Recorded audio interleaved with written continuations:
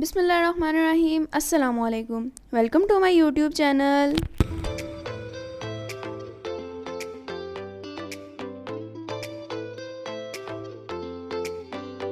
आज हम बना रहे हैं तरबूज का जूस, जिसके लिए मैंने ले लिया है तरबूज, पिंक सॉल्ट यानी कि काला नमक और आइस क्यूब्स।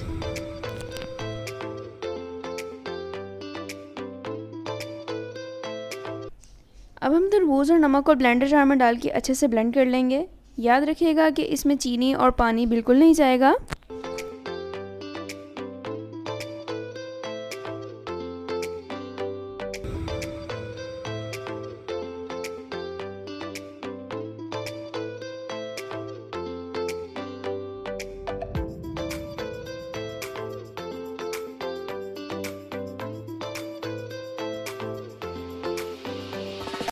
और ये हमारा बहुत ही टेस्टी और रिफ़्रेशिंग वाटरमेलन जूस बनकर तैयार है अल्हम्दुलिल्लाह। अगर आपको वीडियो अच्छी लगी हो तो लाइक करना और दोस्तों के साथ शेयर करना बिल्कुल ना भूलिएगा। अल्लाह ताला हम सबको अपने हिफ्ज़-ओ-ईमान में रखे, इसी दुआ के साथ अल्लाह हाफ़िज़।